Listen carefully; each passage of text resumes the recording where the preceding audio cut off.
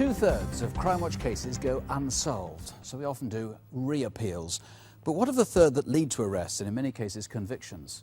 As soon as police have lined up suspects, we keep quiet on Crimewatch in case they run away. As soon as people are charged, well, we have to keep quiet then in case we prejudice their trial. So viewers are constantly asking for more feedback. If calls to Crimewatch really count, what happens when we come off the air? Tonight, we take you behind the scenes and show you. Sometimes viewers come up with the tiniest scrap of information that helps to solve a crime. Sometimes they come across a fantastic piece of evidence. But occasionally they know something's important and they've known it all along, but they've not told the police. Several times an appeal on Crimewatch has hit an emotional chord. It's touched someone's conscience or just reminded them of something they'd shrugged off.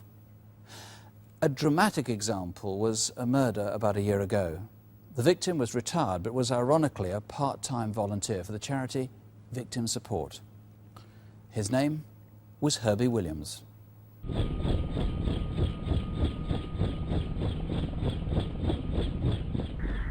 It's a male, 40s, stabbed upper left side of the chest, unconscious. The crew on scene have a line-in. How long has he been down? 14 minutes.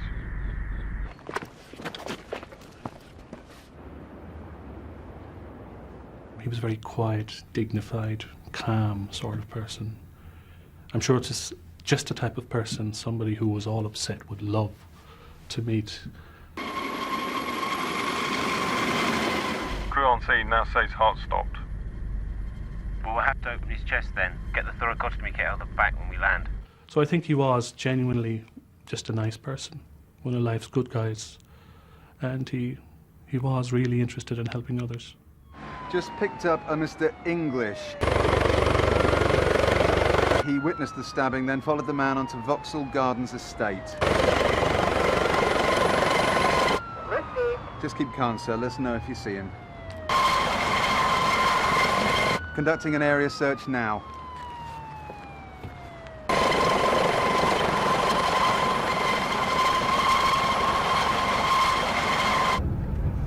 Can you see him anywhere? No. I can't believe it was over an empty bottle.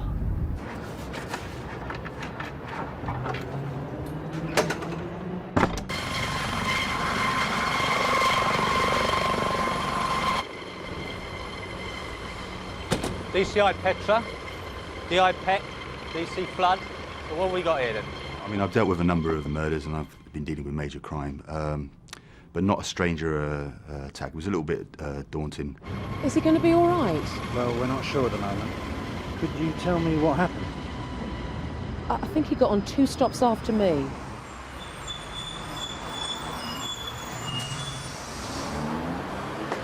Hi, Westminster, please. 90, please, mate. I'm sorry, I've only got a £5 note, if that's all right. Oh, yeah, I can change that, I think. Thank you. Hello.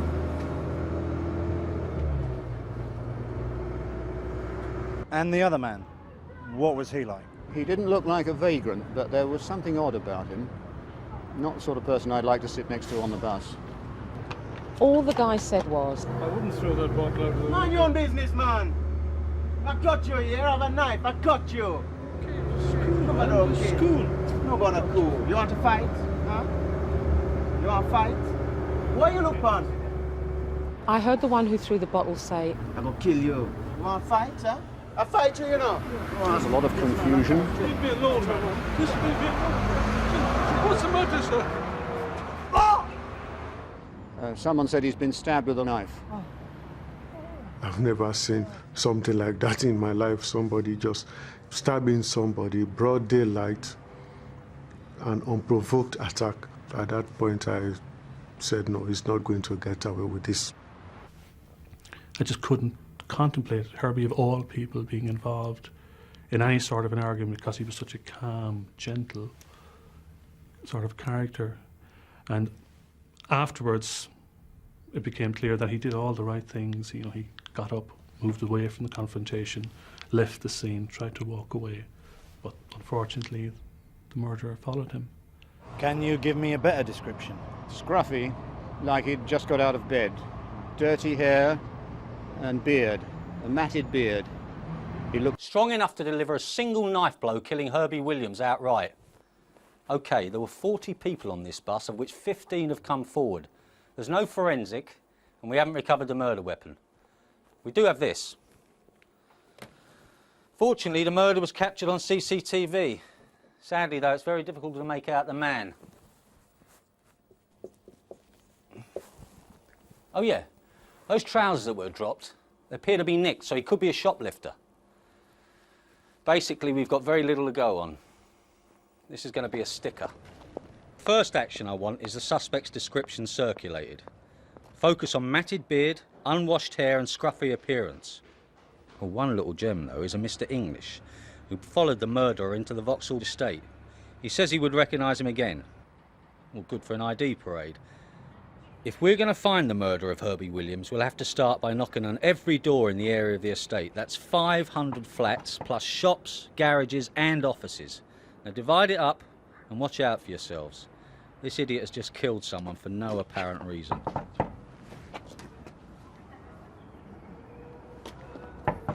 Hello? Police, anyone there? There's someone in there, Floody. Hello? Who is it? What you want? This is the police. Will you open up, please? Just like a quick word. Hello, sir. We're investigating the murder on Vauxhall Bridge. A man was seen running onto the estate. Were you at home on Wednesday? No, I don't know. I wasn't here. OK. How long have you lived here, sir? People were ringing us up, officers were coming across to see us at the incident room. And there were a number of other people that were arrested on description, but it'd be true to say at that time we were severely lacking in evidence.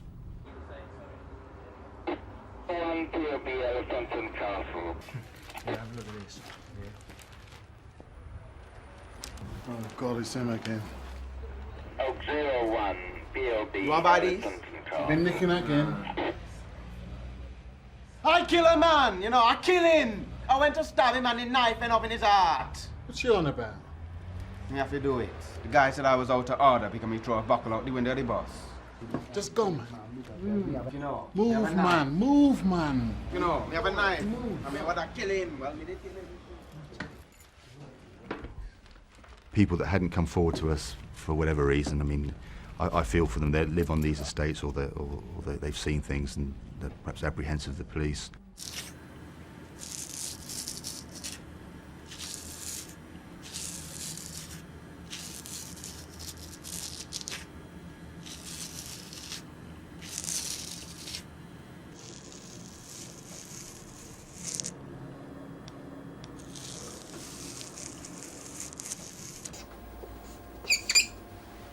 This guy was thrown up by the house-to-house inquiries. He matches the description.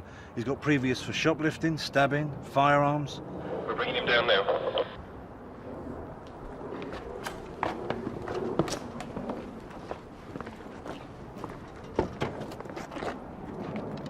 You sure you got the right house, bloody? I won't worry about it, Governor. Mr. Gibbs has had a shave. The search of the flat revealed none of the clothing that we were anxious to get hold of. There were a number of knives seized, they were all examined forensically, but nothing that could link him to our scene. As you know, we've had to release Mr. Gibbs this morning. He's changed his appearance, and we're struggling with what we've got at the moment. However, we'll keep working on him, along with the other 150 names we've got in the system. No, I can't think that's probably. Maybe if you're feeling better in the next few days, that'd be fine. But thanks very much. Yeah, thanks very much. That's one down. That bloke who disappeared on the day of the murder suddenly with all his savings. Nottingham CID have just sent down some CCTV stills and he looks nothing like our man. So you can cross off DuPont. And while you're there, Gary, can you add Lynch and Robson? With so many suspects, it was crucial to know exactly what the killer looked like, and the principal witness was still unsatisfied with the police CD fit. The face just seemed too young. So the witness was taken to the expert in ageing human features, a skill that's needed to find people from photos which are out of date. The technique has been refined by Di Cullington at the National Missing Persons Helpline. No, a little more wrinkled around the eyes. How's that now? David? What percentage is it now? 95%. Yep, that's him. 95%.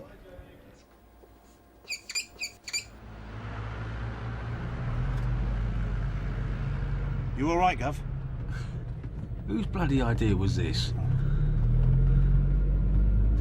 How many people watch this show? About 8 million. It's just along here.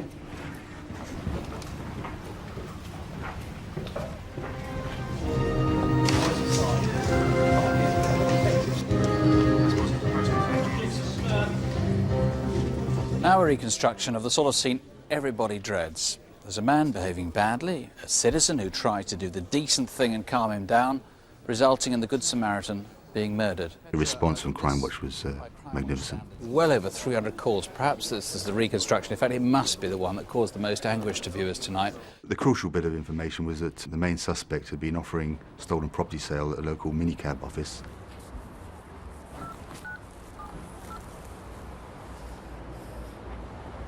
Gov? Yeah, it's Floody.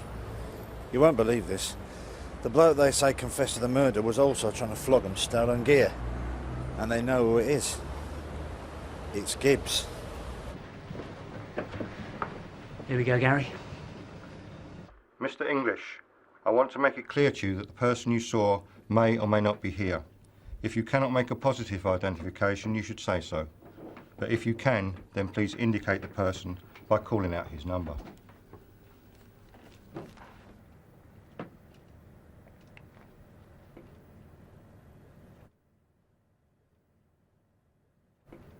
Is the person you saw on that earlier occasion on the parade? No. Don't hold your breath, Governor. He's not picked him out.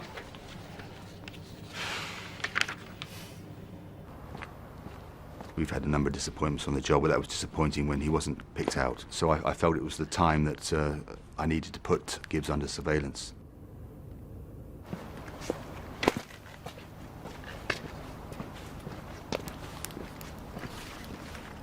You turn left down an alley.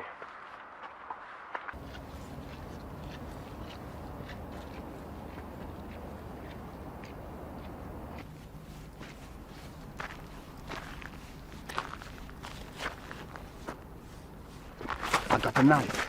I got you hear? Oh, I only want to take a piss, mate. Thought you were gonna jump me. I was gonna stab you. I got a knife.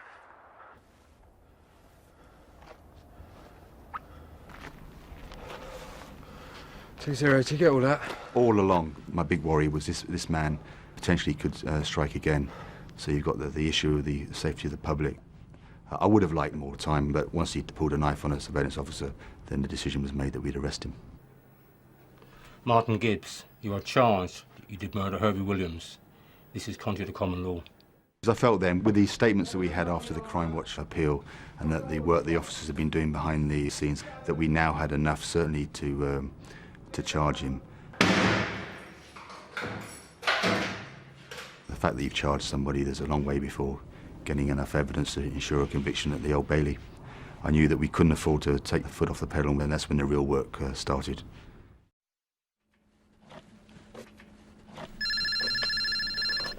Hello, incident room. Yes, Alan. Sorry, can you say that again, please? No, that's great. That makes things a lot simpler. Thank you very much. Bye-bye. Yes! Gibbs has only changed his defence. He admits to stabbing Herby, but says it was all an accident. Well, that's great news. But we've still got a trial to get through. Gibbs was jailed for life today. He dramatically changed his appearance to try and avoid getting caught. But the police were... It is satisfying. The prime point is this man is behind bars and is off the streets of London. It's a shame, that he's gone, because he could have done an awful lot more good for victims of crime, and certainly a lot of people he did help are the better for having met him. For the senseless murder of Herby Williams, Martin Gibbs will stay in prison for a minimum of 9 years. Sadly, his behaviour is so unpredictable that he may pose a danger to the public long after that.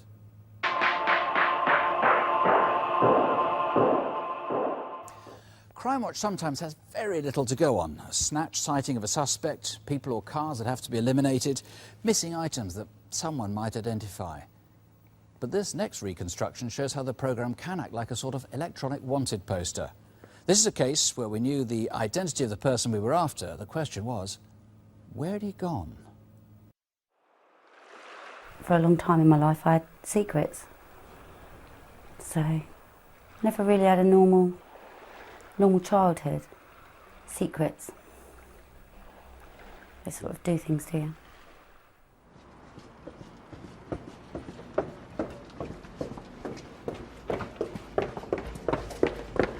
Do you want a piggyback? Get up on. No, Peter, I don't want one. Get up. Get on. No, I don't want a piggyback. Come here.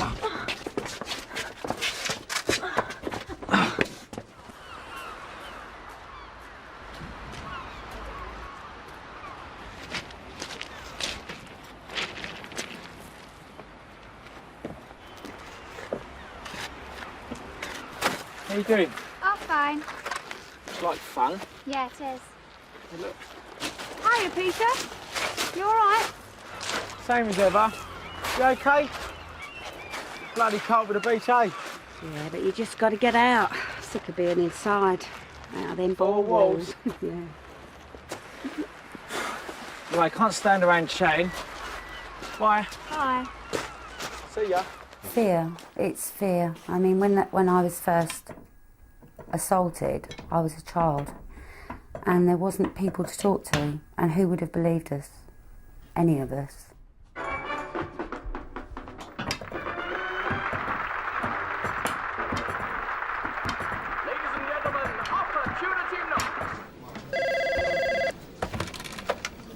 Child protection. Is that Jeff Stafford? Who wants to know? I want to speak to you. What about? Peter Jones. What are the chances of a conviction? Oh, it depends on what you tell me.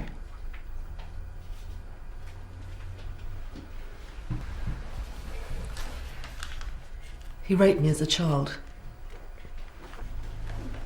And here's a list of other people, both sexes. I have spoken to them. You can go around and see them. What will they tell me? Same thing. Why now? Because I think he might still be doing it. The believing of victims is very, very important. They've been told by the perpetrator it's their secret. So they want somebody on the other side to realise that what they're saying is true. She appeared to be troubled. She appeared to be very brave to want to tell a total stranger what had taken place in her life. The heart took over and got involved. Hello, you must be Jeff Stafford. I am. And we had corroboration from other victims, about other victims, because one occasion when Alison was abused, another victim was there. He had caused a lot of pain, a lot of trauma to these victims. We were going down the right road towards a conviction, I thought at that time. And what is your understanding as to why you're here? Biggest load of crap. So these people on this list, they're saying all these things and they're trying to ruin your life. Is that what you're saying? Yeah. Or on the other hand, they could be true. He was everything that people had described. Dirty, scruffy, somebody that could be very frightening towards kids, very frightening indeed. He had paedophile tapes right across his forehead, really. You could see it as soon as he walked in the room. It was decided to charge Jones with a number of offences, and because he had a job, an address. Custody sergeant decided to bail him.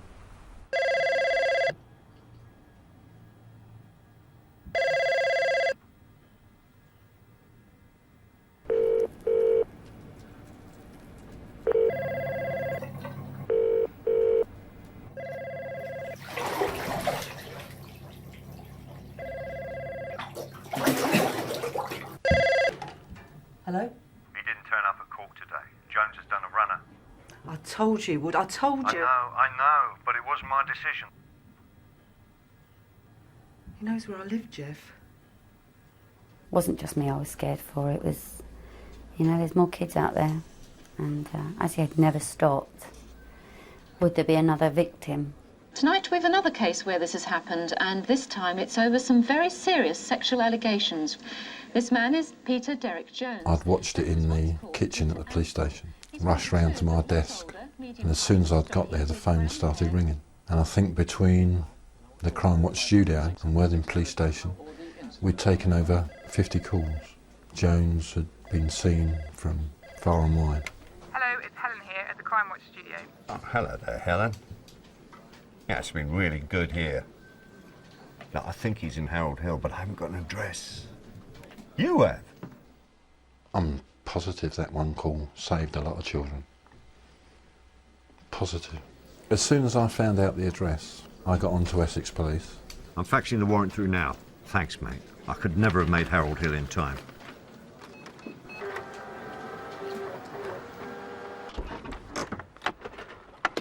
Right, let's do it.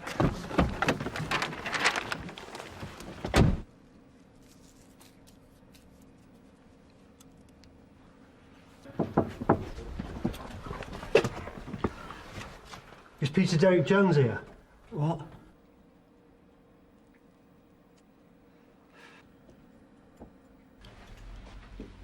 Hey! Hey! Are you Peter Derek Jones? Who wants to know? Are you Peter Derek Jones? Yeah. Well, get your strides on, you're nicked.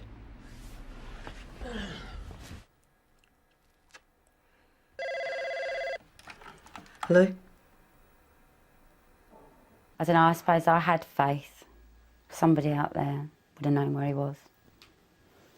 And it was just... That's great. Well, when Jeff phoned me to say they'd got him, I couldn't believe it. I cried like a baby. Not ashamed to admit that, I did. I sobbed like a baby. Yeah, I thought we'd lost him. At the trial, they were very, very strong. The verdict was a very big bonus. Not for me, for them. 12 ordinary people believed them. I left the court because I knew the victims would be upset. I went to the Crown Prosecution Office, but Alison found me.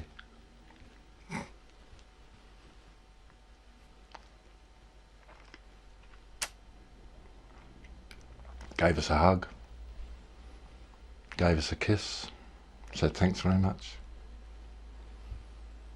And we both had a sob. It's all been stored away in a little box for many years, but the box is open and the lid doesn't quite fit yet, but it will. It will. I should imagine there's quite a few people in my age range that have got their secrets, and it is never too late. The person that abused you, maybe as a child, is carrying on abusing children now. And it has to be stopped. And I think we've all proved time isn't an issue. Time is not an issue.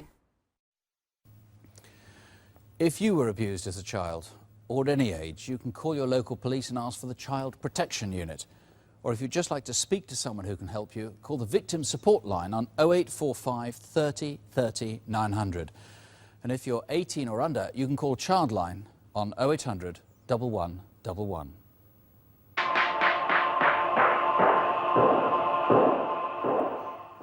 In November 2 years ago, a woman fell and suffered a brain hemorrhage while at work at her shop in Plymouth. Her son rushed home from New York and the States to see her, and then he went to the shop to tidy up.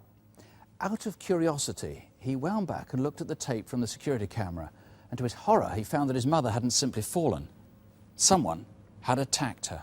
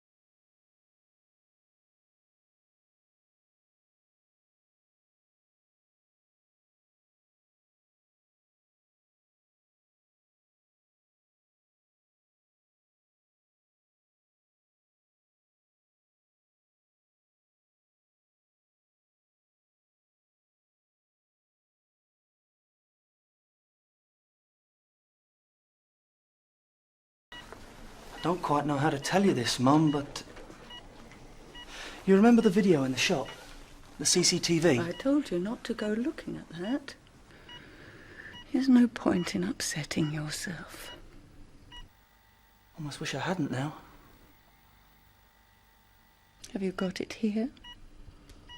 No, I gave it to the police this morning. Police?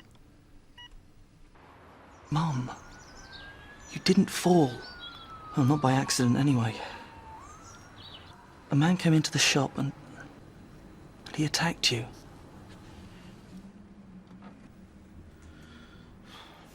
Cleaned this out then. Yeah, still left a lot of stuff there. This is worth a bob or two. Makes you wonder what he was after in the first place. Well, he probably panicked. He probably thought he killed her. No, it didn't strike me as the panicking type. What you got? Look at that. Stuck it down with sellotape. Yeah, thought it all through, hadn't he? She's busy trying to open that. Didn't see the blow coming. Because we had completed most of the suspect inquiries within the first 2 months, a decision was made to appeal for additional witnesses. The surgeon says she's over the worst, but she still has no memory of the event. Probably just as well. Yeah. Right. Mum, the police want to know if you're happy about this going on to Crimewatch. I'm afraid we've drawn a bit of a blank so far, Mrs. Kiley. Your attacker left no fingerprints, and none of the jewellery has turned up in any of the local shops. You see, local publicity gave us a few leads, but to be honest with you, none of them even look like your attacker. So I think we need to start looking further afield. Whatever it takes to get him caught is fine by me. Yeah, the first sign of a breakthrough will let you know, OK? Right. I think we had 13 calls come in as a result of the Crimewatch programme. I felt confident that as soon as I saw the offender that I would recognise him, and that was the case when we did knock on the door of Evan's address in Stoke-on-Trent. Yes. Are you going to be in there all morning or what? Oh, who the hell's that?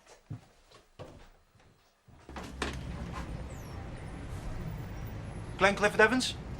Yeah? My name's Detective Constable Blackshear of Plymouth CID. I'm investigating a robbery that took place in Plymouth in November 1997. What's going on, Glenn? Don't ask me. Some rubbish about a robbery. You sign this, Glenn, to confirm that you've been cautioned? What robbery? Are they allowed to just walk in here like this? Got a warrant. Can't stop them. Don't know what they think they'll find, though. Do you mind telling me what this is all about? We're just acting on information received, love. We'll be as quick as we can.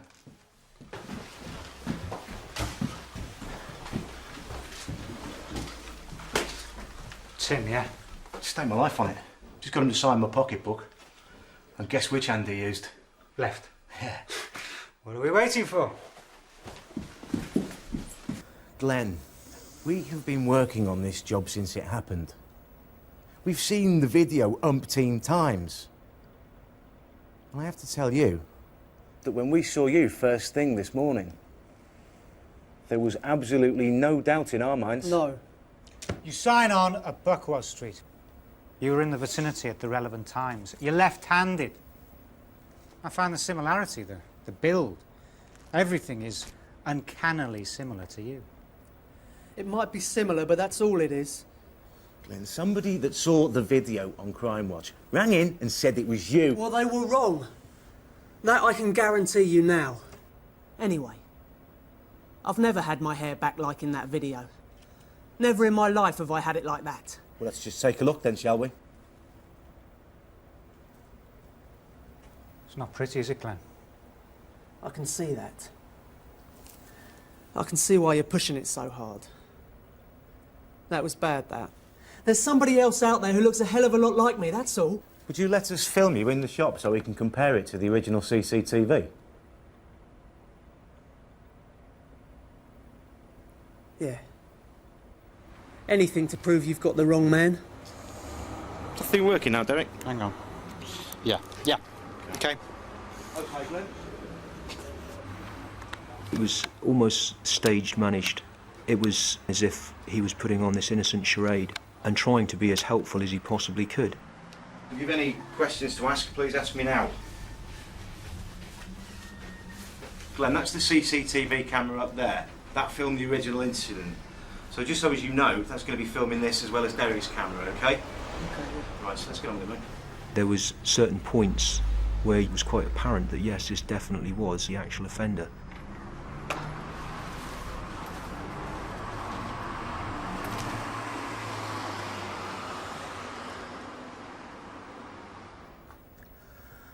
Okay, Glenn, do you still maintain that prior to today, you have never been in that shop? Prior to you taking me there, I haven't been, no.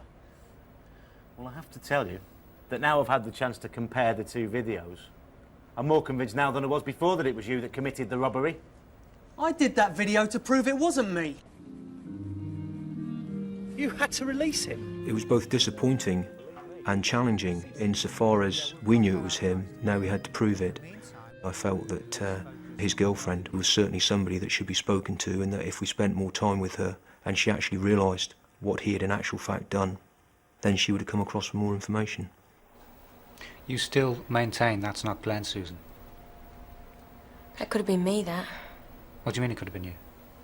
Was he hit you as well? No. But he's got a nasty side to him, Glenn. Comes out when he's had a few drinks. Had he been drinking the day of the robbery? Might have done, I don't know.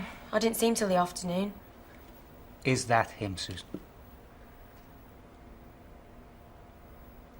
I recognise the clothes. He asked me to dump them for him on the day you said the robbery took place. What about this, Susan? Do you recognise any of it? I don't know where it came from, but it looks like some stuff we sold to a jeweller's at Stockton Brook. I didn't want to believe it was him. Even his brother was teasing him about the Crimewatch programme. He just laughed it off, denied it flat out. I want to speak to someone in charge. My girlfriend's being held here against her will. Hasn't even got solicitors. Not right. What's her name? Susan. Susan Wilson. These Plymouth cops came and took her away this morning. Just a minute.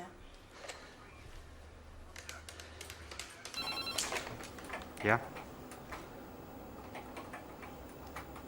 Really? Okay, keep him there. I'll be right down. Right, Glenn. I want to see Susan. You've no right keeping her here so long. She's making a statement of her own free will on matters relating to the robbery. No one's forcing her to say anything. I want her to have a solicitor. She doesn't need one. She's not under arrest. She can go whenever she wants. I want to see her. Yeah? Hello, mate. Listen, you're not going to believe this. The jeweller checks out. She's still got half the stuff she bought off him. Do you want me to go and get Evans? Well, there's no need to, mate. He's here. Can I see her? Can I see Susan? Glenn, since your release from custody, fresh evidence has come to light relating to your involvement in the robbery, and therefore arresting you for that robbery at Jones Antique. Glenn Clifford Evans pleaded guilty and was sentenced to 10 years. Joan Kiley, whom he hit so savagely, still suffers from her injuries. She's had to abandon her shop and, among her other disabilities, has lost all sense of taste and smell.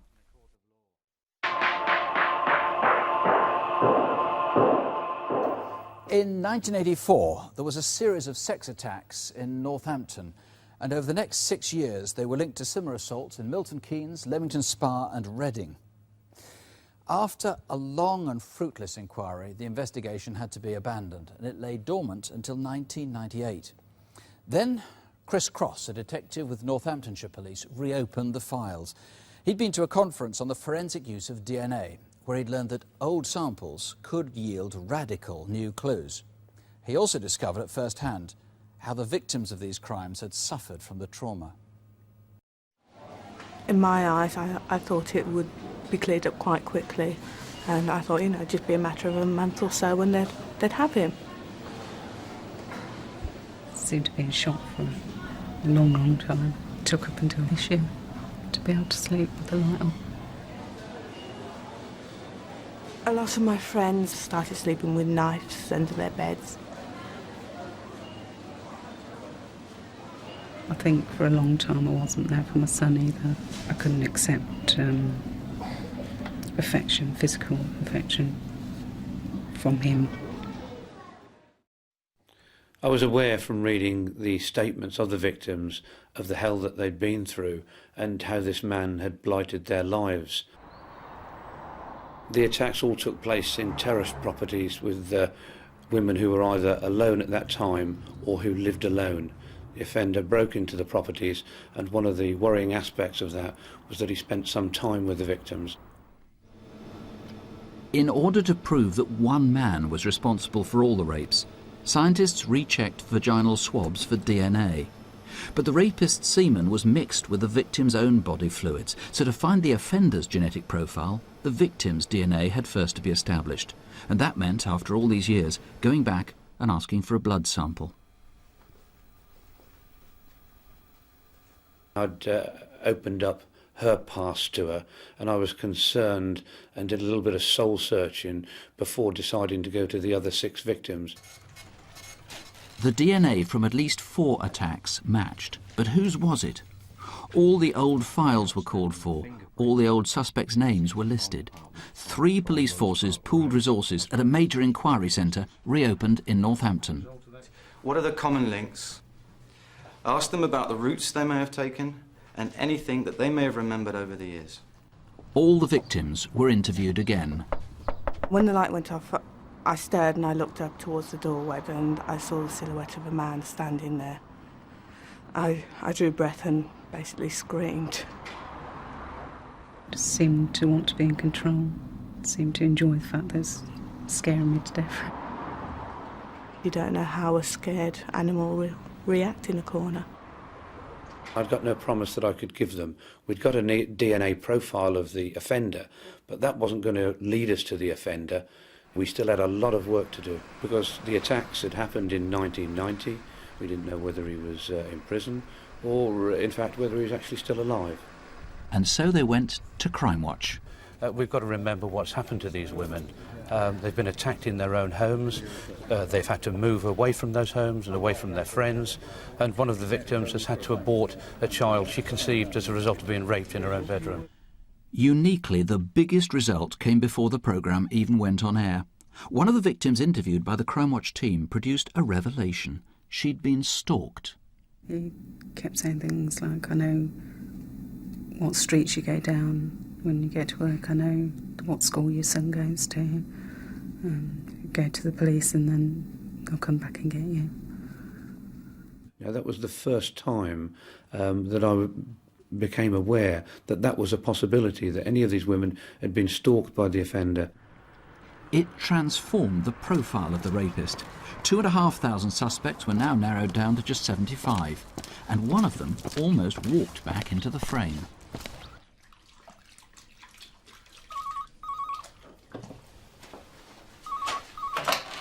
Was escort agency? Yes, I'd like to arrange an escort for tomorrow evening. Yeah, I think I can arrange that. Where would you like to meet? Your voice sounds familiar. Have we met before? Quite possibly. In fact, the two had met before, and the escort remembered the occasion. The punter's check had bounced. He wasn't going to get away with it again. I arranged to meet him, then contacted the police.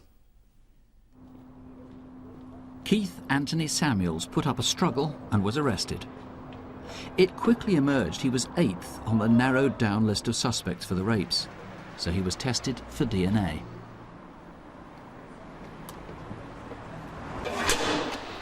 He was released because he was only in custody in relation to the check offences. The DNA sample had to be sent off, and that was done as a matter of urgency. That looks like his mother. Female walking away from premises. I was in my office when the test came back positive, and I realised that he was the rapist.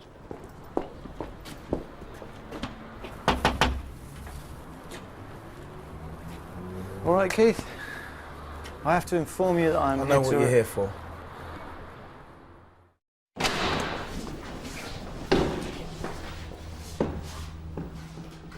think I just would like to ask him why and to tell him how it's affected my life. Keith Samuels confessed to over 90 offences and was given 9 life sentences, with a recommendation he serve a minimum of 12 years. I will not allow him to ruin my life. Life goes on, and so will I.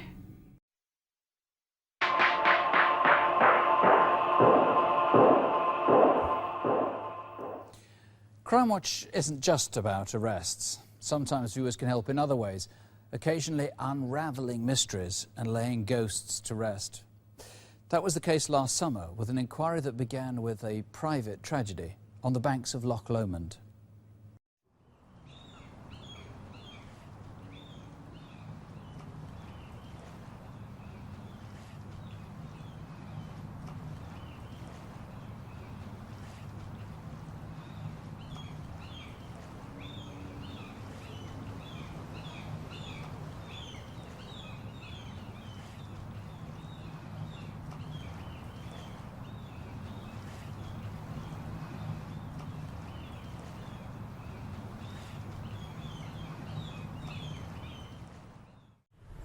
I'm working tomorrow. What about yourself? Say I go and see my brother. My brother's in Magaluf.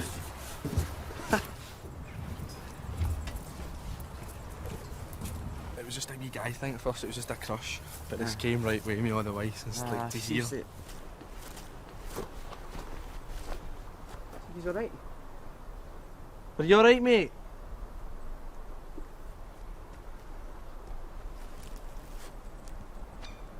Jesus.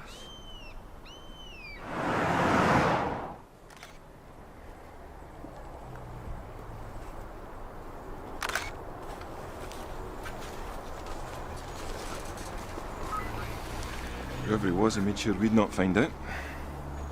Why? Nothing on him, not a thing. Is it £1,500 in cash? Enough for a funeral. The condition of the body had deteriorated rapidly because it had been lying outdoors for some time. There was no identifying features on the face. He was properly dressed for hill walking, so we decided to make a search of the area for any tents or rucksacks or any abandoned vehicles, but nothing was found. So I started to realise we had quite a mystery on our hands. It was obvious to me that this was a suicide. His body had been brought into the city mortuary for me to examine, and it was quite apparent from the circumstances and from the results of my examination that there were no suspicious circumstances. Yeah, we're talking to Interpol, not coming up with much more. There was nothing, no driver's licence, passport, banker's cards, even his watch was a fake. We can't have the funeral until we get some idea of who he is. The second examination was conducted by a colleague who's a specialist forensic anthropologist, and she was able to determine that he was around 30 years of age. There were a number of very distinctive tattoos on his arms. We have a mortuary technician who's actually served an apprenticeship as a body piercer, and she recognised one of the tattoos round his arm as being very similar to something that was published in a book called Modern Primitives. And it was her view that this would only be seen on somebody who was fairly young. In Glasgow, Sergeant Ian Whitelaw found an expert to copy tattoos from the decomposed body to make pictures for publication.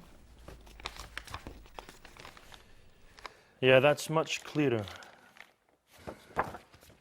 Thanks. I asked the press to publish these images. I was sure that someone must recognise them. I was determined to find out who he was. I knew the answer lay out there somewhere. The last thing I wanted at this stage was to have him buried in an unnamed grave.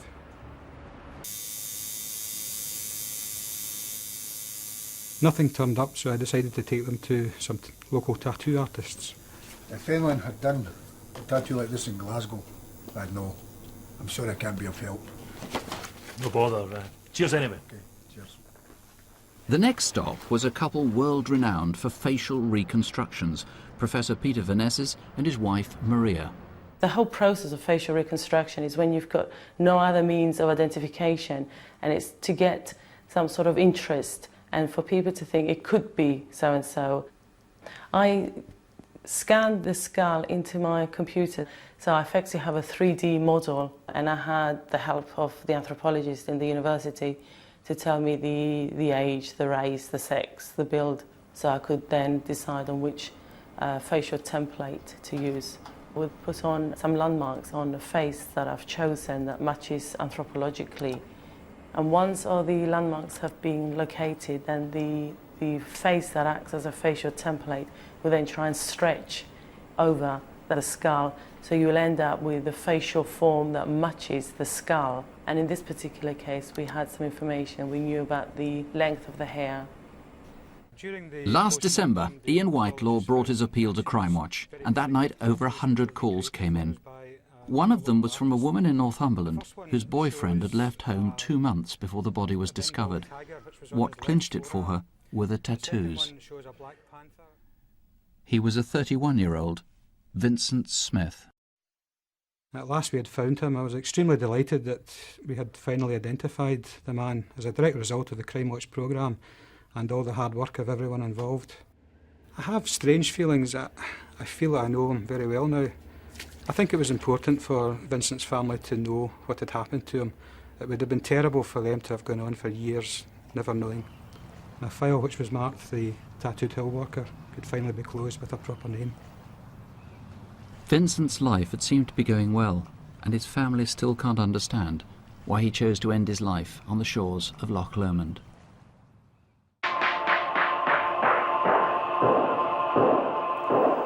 Tonight, we've shown you briefly how calls to Crimewatch really count. And before we're back with appeals next month, there's a chance to see a more detailed reconstruction.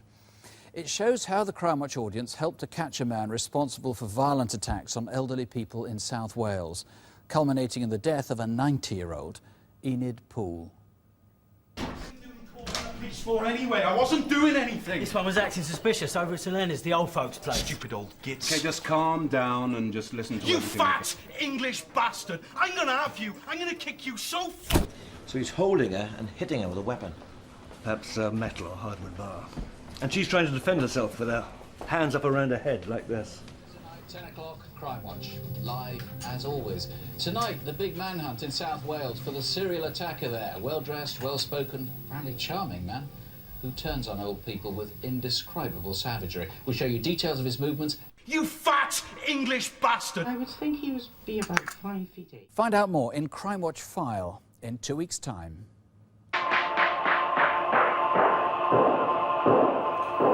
Calls to Crimewatch count, and we'll be back next month with new appeals. Meanwhile, if you've information on any crime, however new, however old, help to put things right, call Crime Stoppers on free phone 0800 555 111. If you've been personally badly affected by a crime and would like to speak to somebody, call Victim Support. There'll be people there till about 2 a.m. on 0845 30 30 900.